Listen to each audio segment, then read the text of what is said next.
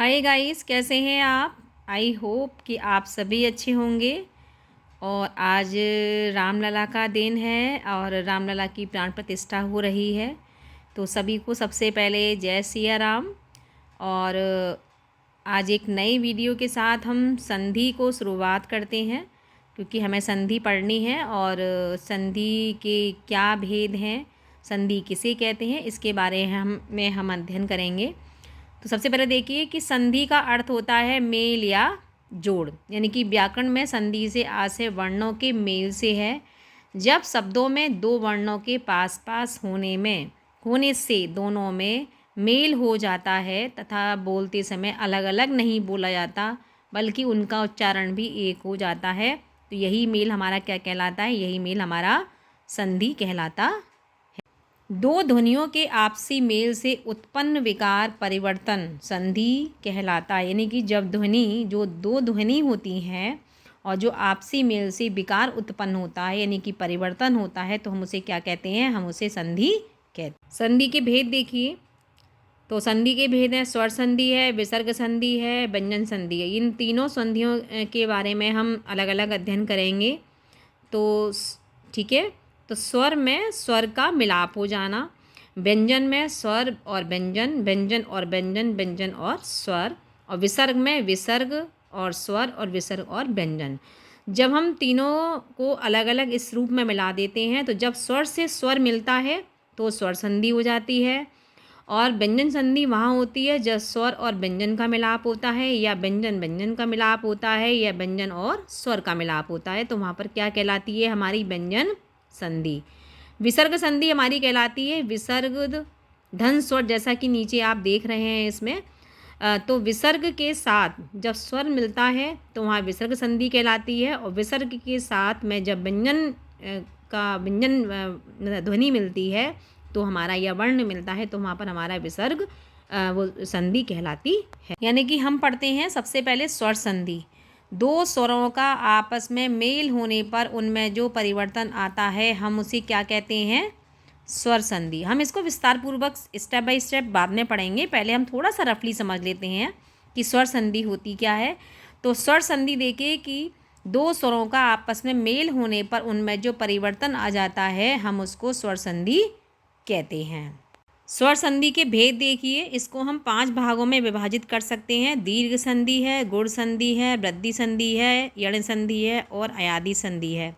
इसका हम एक एक करके अध्ययन करेंगे कि दीर्घ संधि किसे कहते हैं, गुण संधि किसे कहते हैं, वृद्धि संधि किसे कहते हैं, यण संधि किसे कहते हैं और अयादि संधि किसे कहते हैं। बहुत आसान है इसको समझना, बस हमें कुछ जो ध्वनि है, यानी कि जो वर्ण है, हमें इनको ध्यान रखना होता है कि दीर्घ में कौन कौन सी ध्वनियाँ वर्ण आते हैं, गुण में कौन कौन सी ध्वनियाँ वर्ण आते हैं, वृद्धि में कौन से आते हैं, यण में कौन से आते हैं और अयादि संधि में कौन से आते हैं। यदि हमें वो चीज़ ध्यान रहेगी तो हमारा कभी भी कोई भी क्वेश्चन गलत नहीं होगा। सबसे पहले आप इसमें देख रहे होंगे कि सबसे पहले इसमें दीर्घ संधि है ना। तो जब ह्रस्व, यानी कि ह्रस्वर मैंने आपको पढ़ाए थे, अ ई उ, या दीर्घ आ ई उ स्वर के बाद समान ह्रस्व स्वर या दीर्घ स्वर आए, तो दोनों के मेल से दीर्घ स्वर हो जाता है, इसलिए हम इसे दीर्घ संधि कहते हैं। बहुत आसान है। दीर्घ संधि में मात्र आपको 3 बातें ध्यान रखनी है, अ और आ, ई और ई, उ और उ। ठीक है। जब छोटे आ के साथ में छोटा आए तब भी दीर्घ संधि है, बड़े आ के साथ, यदि छोटे आ के साथ में बड़ा आ रहा है तब भी दीर्घ संधि है। ई के साथ में ई आ रही है तो भी दीर्घ संधि है, और उ के साथ में उ आ रहा है तब भी दीर्घ संधि ही कहलाएगी। जैसा कि एक एग्जाम्पल देखो आप, अ धन आ। अब जैसे इसमें आ बन गया तो वेद धन अंत, वेदांत। देखो वेदांत को जब हम अलग करेंगे तो वेद धन अंत। अब आप अलग करो तो इसमें क्या आ रहा है, वेद। जब आपने गौर से जब आप बोलोगे वेद, तो आ की ध्वनि आ रही है। ठीक है। अब इसमें बड़ा का डंडा भी लगा है, तो दोनों में अलग अलग जब हम ध्वनियों को बोलते हैं या इनकी हम संधि विच्छेद करते हैं, तो आ धन आ आता है, तो जो दोनों को मिलके आ बनता है। तो इसमें क्या बन गया, वेदांत। तो बस आपको इतना ध्यान रखना है कि जब हम इनका संधि विच्छेद करेंगे तो उस संधि विच्छेद के करते समय पर कौन सा वर्ण आ रहा है, उसी वर्णों को पकड़ते हुए हमें संधि का पता लगाना होता है। ठीक है। ऐसे ही अगला देखिए, आ धन आ, तो हमारा क्या हो गया, आ हो गया। रेखा, यानी कि यदि जब आप रेखांकित, देखिए जब आप संधि का विच्छेद करो, सबसे पहले आपको संधि को अलग, संधि पर टिक लगाने से पहले कि ये संधि कौन सी है, उसको सबसे पहले टुकड़ों में बांट दो आपस में। जब आप उसके टुकड़े करोगे तो खुद ही संधि निकल आती है कि रेखा धन अंकित, यानी कि रेखांकित। तो बड़े की आ की मात्रा आ रही है ख पर, आप देख रहे हो ना, तो आ धन ओ, तो बराबर क्या बन गया, आ। तो रेखांकित, इस तरह से ये संधि हो गई। तो जहाँ पर अ धन अ आए, आ या अ आए, अ धन आ आए, तो वहाँ पर हमारी क्या कहलाती है, दीर्घ संधि। इसी तरह से हम आगे भी देखेंगे। अब इसमें देखो आप, छोटी ई, यानी कि सबसे पहले आप शब्द को पढ़िए। सबसे पहले एक शब्द है यतीन्द्र। ठीक है। जब हम यतीन्द्र के भाग करते हैं, यानी कि यतीन्द्र के जब हम टुकड़े करेंगे, यति धन इंद्र, ठीक है, तो इसमें क्या आ रहा है, दोनों तरफ छोटी ई आ रही है। तो जब दोनों तरफ छोटी ई आ रही है और वो दोनों छोटी ई मिलके क्या बनती है, बड़ी ई बनती है। इसी तरह से देखो अभीष्ट है, तो अभी धन ईस्ट, तो इसी तरह से छोटी ई और छोटी ई मिलके यहाँ पर भी बड़ी ई बन रही है। तो हमारी यहाँ पर क्या कहलाएगी, ये दीर्घ संधि कहलाएगी। ठीक है। इसी तरह से बड़ी ई धन बड़ी ई, तो यहाँ पर भी बड़ी ई, नदी धन ईस, नदीस। सबसे पहले संधि को, मैं बार बार एक बात बोल रही हूँ कि संधि को पकड़ने के लिए या संधि को समझने के लिए आप उसको पहले संधि के टुकड़े कर दीजिए, उसको टुकड़ों में बांट दो उस शब्द को, तो आपके सामने संधि खुद ही निकल आएगी कि इसमें कौन सी ध्वनि या कौन सा स्वर या कौन सा वर्ण लगा हुआ है। बहु उद्देश्य। अब बहु उद्देश्य को जब हम पढ़ते हैं तो बहु धन उद्देश्य, तो बहु में क्या हो गया कि छोटा ऊ की मात्रा आ रही है, लेकिन बना क्या है, जब हम इसको बना रहे हैं तो हमारा बड़ा ऊ निकल के आ रहा है। ठीक है।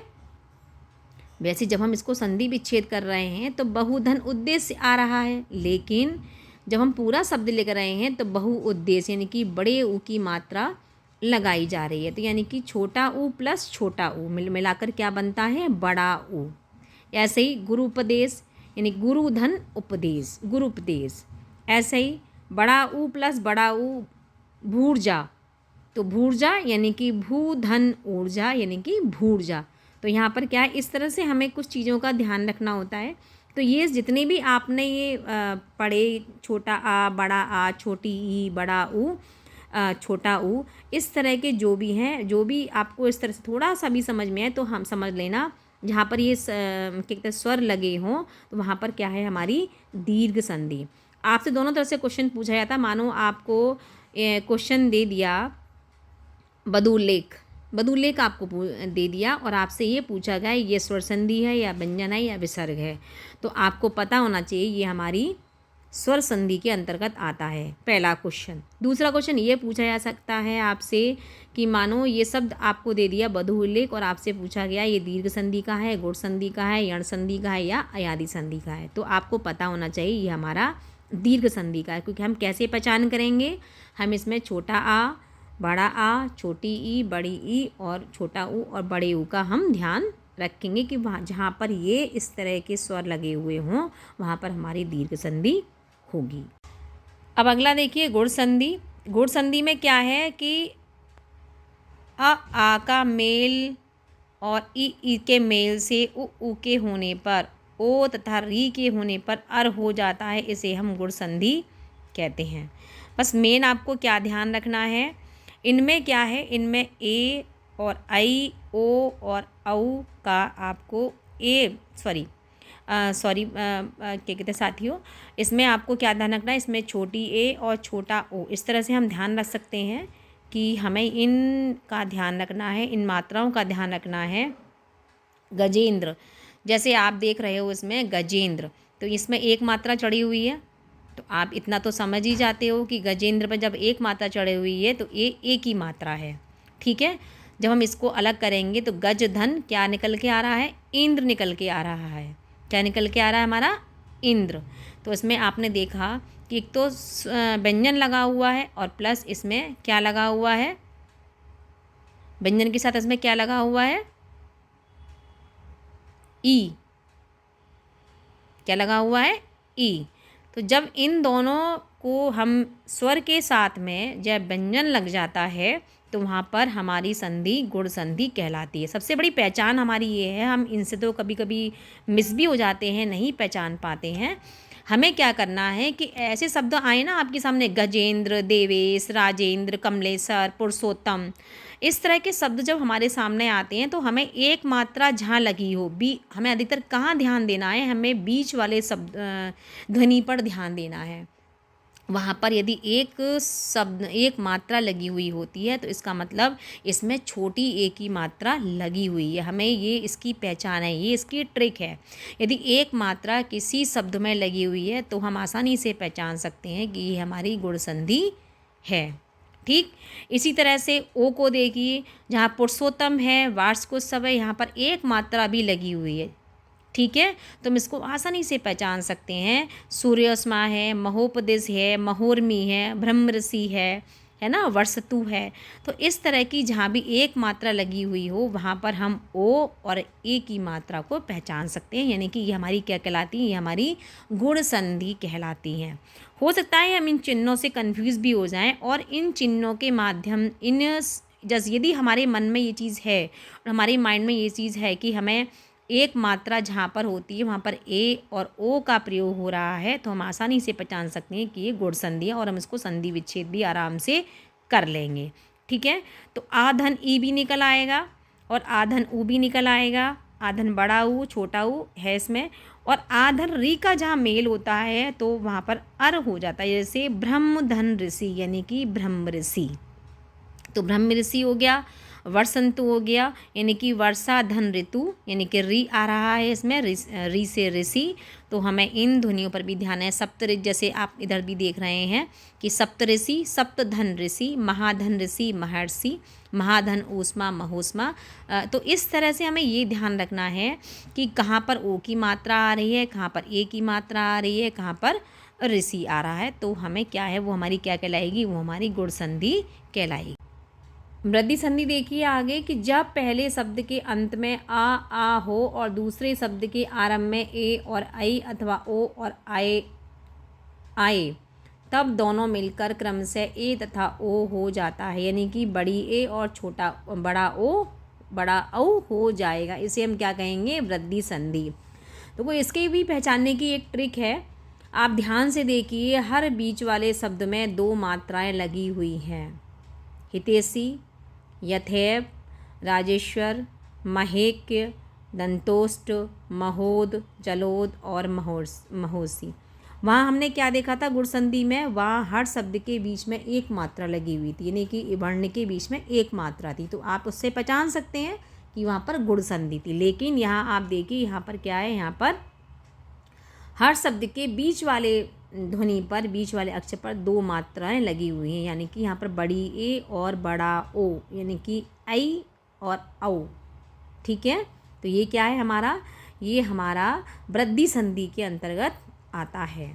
ठीक है, इसमें जो मुख्य जो पूछे जाते हैं, अधिकतर जो शब्द पेपर में आते हैं वो यथैव आता है, महेक्य आता है, महोषधि आ जाता है, तो महाधन औषधि है, जलोद आ जाता है, जलधन औध है ना, दंत धन ओष्ठ यानी कि दंतोष्ठ भी पूछा जा सकता है आपसे, परम औषध, परम धन औषध भी पूछा जाता है आपसे, ऐश्वर भी आता है, तो है ना। तो आपको ये सब ध्यान रखना होगा। विद्याधन ऐश्वर्य यानी कि विद्येश्वर, और इसमें धन धन ऐश्वर्य धनेश्वर, तथा धन एव, तथेव बहुत पूछा जाता है, तथेव और यथेव बहुत अधिकतर शब्द पूछे जाते हैं। तो इनको आप बार बार देख लीजिएगा कि इसके अंतर्गत ये कौन सी संधि आ रही है।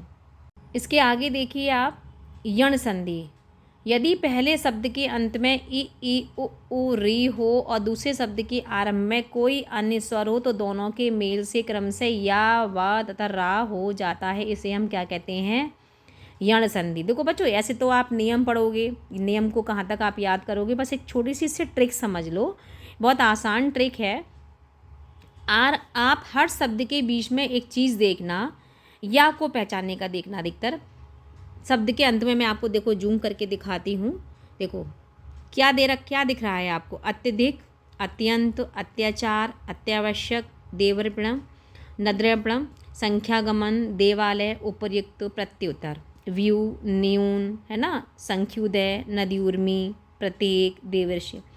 अधिकतर आप हर शब्द के बीच में ये देख रहे होंगे कि ये शब्द जो है बीच में या शब्द आ रहा है।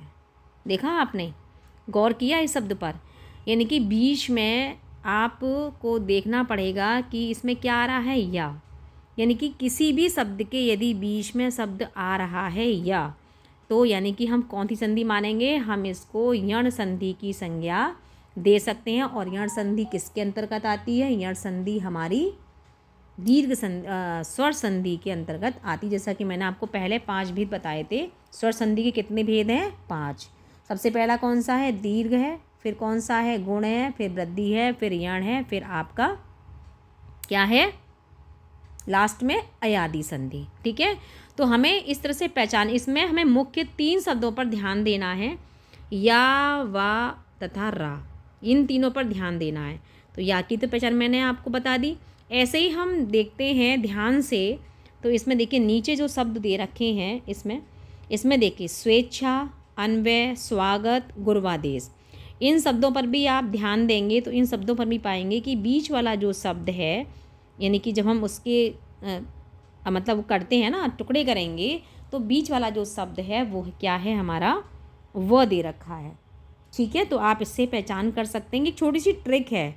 और यदि आप नियम याद करना चाहते हैं तो याद रख सकते हैं। यानी कि नियम मैं आपको सामने एक बार बता देती हूँ।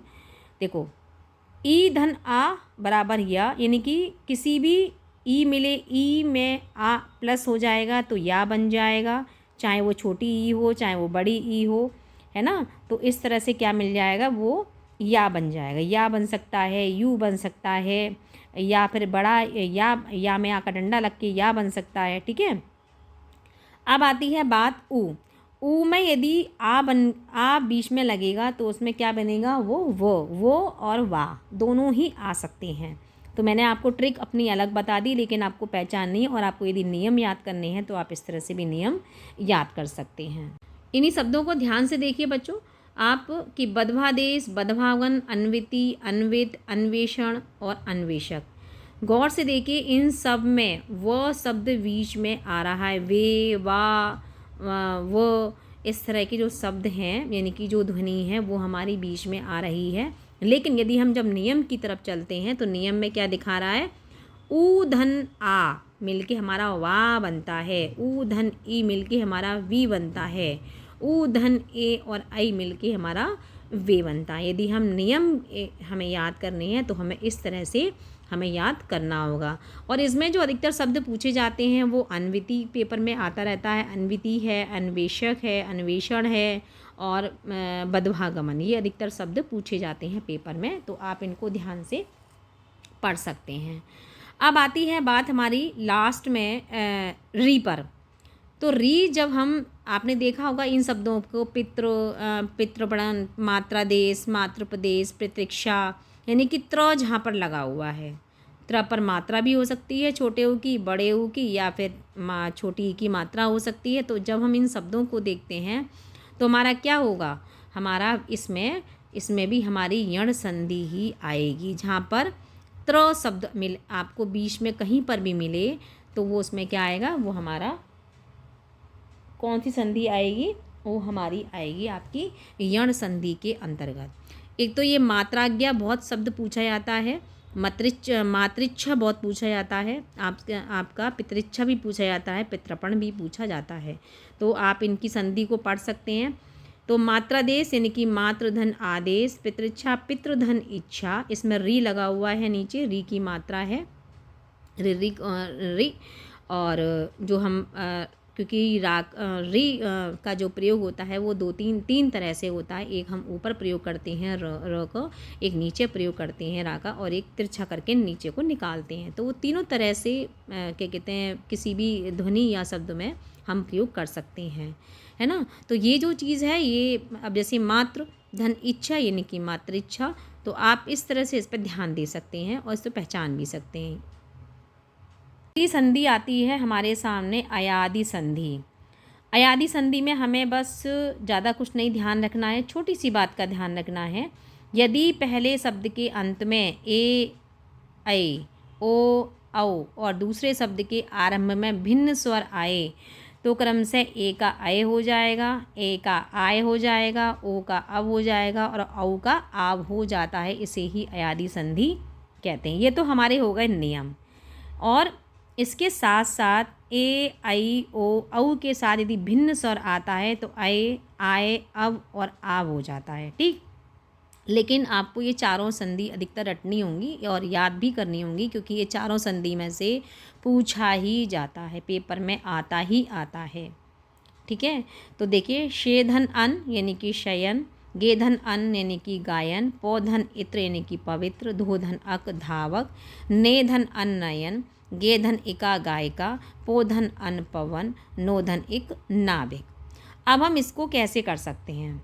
देखो, अब इसमें हमें कुछ नहीं करना है, हमें क्या ध्यान रखना है कि कौन सी संधि है। ये तो ध्यान रखना है कि ये अयादि संधि है। तो इन शब्दों को यदि हम देख लेंगे ना, तो जब आपको एक चीज़ और ध्यान रखनी है, जब जहाँ पर गायिका हो या गायन हो या आपके हाँ, गायिका और गायन जहाँ पर आए, वहाँ पर आपको 2 मात्रा लगानी है। इस चीज़ का आपको ध्यान रखना होगा जब आप संधि विच्छेद करें।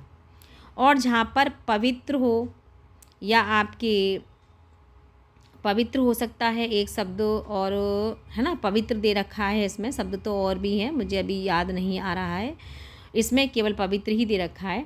और मैं आगे कोई स्लाइड बनाऊंगी तो उसमें ज़रूर क्लियर करूंगी आपका, कि और भी शब्द हैं जो उसमें ध्वनि को हम पहचान सकते हैं अयादि संधि में। तो जैसे इसमें दे रखा है कि अन, नयन, नेधन अन यानी कि नयन है, पवन है।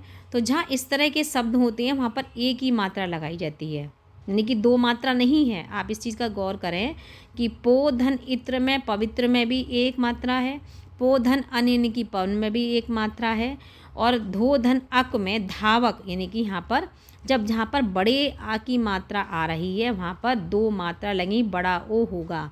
नो धन इक यानी कि नाविक, नाविक में देखिए कि नो धन, जब हम संधि विच्छेद कर रहे हैं तो हमारी 2 मात्रा यानी कि औ की मात्रा लगी हुई है। ठीक है, इसमें ऐसे ही मैं आपको बता रही थी कि गायन, गे धन अन यानी कि बड़ी ए यानी कि जहाँ पर ए में 2 मात्राएं लगाई जाती हैं वहाँ पर, जैसे गायन है, गायिका है, तो इसमें हम क्या लगाएंगे, इसमें हम क्योंकि ए के साथ में भिन्न स्वर आ रहा है, ए की मात्रा तो है ही और इसमें क्या आ रहा है, भिन्न स्वर आ रहा है, तो हमारा क्या हो जाएगा यहाँ पर गेधन अन यानी कि गायन, गेधन इका गायिका, पोधन इत्र पवित्र, धोधन अक धावक, नौधन इक नाविक, नेधन अन नयन, शेधन अन शयन। ये और भी हैं, मैं आपको इसका और क्लियर कर दूंगी क्योंकि ये बहुत आसान है और आपको याद होना ही चाहिए। आपको ये शब्द ज़रूर पूछे जाते हैं। देखो बच्चों, आप इन शब्दों को देख रहे होंगे, नायक है, गायक है, गायन है। ठीक है, तो इस तरह के जहाँ पर शब्द आते हैं नायक, गायक और गायन, ठीक है, और नायिका और गायिका, पवन, भवन, श्रवण, पवित्र, गवनी, गवीस। तो हमें इन शब्दों पर ये ध्यान देना होगा कि जब हम इसका संधि विच्छेद कर रहे हैं ना, तो केवल एक मात्रा का प्रयोग हो रहा है, यानी कि छोटी ए और बड़ी ए का प्रयोग हो रहा है, ये हमें ध्यान देना होगा।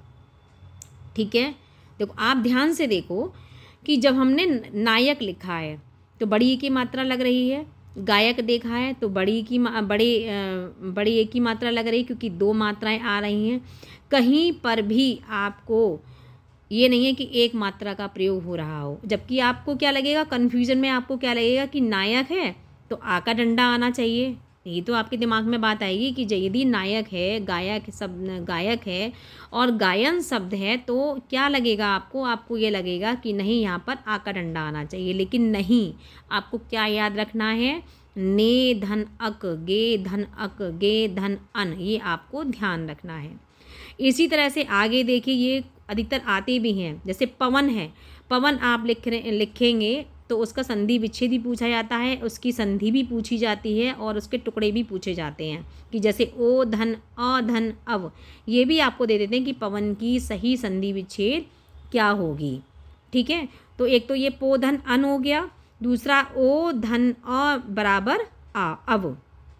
ठीक है, ऐसी भवन का भी आता है। और इसी तरह से सबसे ज़्यादा कन्फ्यूजन हमें स्थिति हमारी जब हो जाती है जैसे पवन और पावक, भावन, पावन।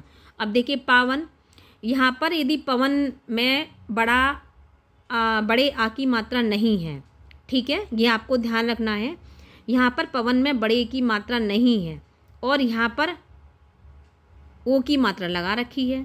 ठीक, यहाँ पर पावन में आ की मात्रा लगी हुई है, लेकिन यहाँ पर बड़े ओ की मात्रा लगा रखी है। तो ये चीज़ आपको बड़ी गौर से देखनी होगी, क्योंकि हम इन्हीं ध्वनियों में क्या हो जाते हैं, कन्फ्यूज हो जाते हैं जब ये पेपर में पूछी जाती है। और पेपर में ये अवश्य आती। पावक हुए, पावन हुए, नाविक हुए, ठीक है, और ये आपके पवित्र हुए, श्रवण हुए, गायिका, नायिका, गायन, गायक, नायक, ये ध्वनियाँ बार बार पेपर में पूछी जाती हैं। तो आप इसलिए आपको ये बार बार इन शब्दों पर, इन ध्वनियों पर फोकस करना ज़रूरी हो जाता है। धन्यवाद बच्चों, आज के लिए इतना ही। और यदि ये आपको पसंद आ रही हो तो आप अपने साथियों को अवश्य शेयर करें। धन्यवाद।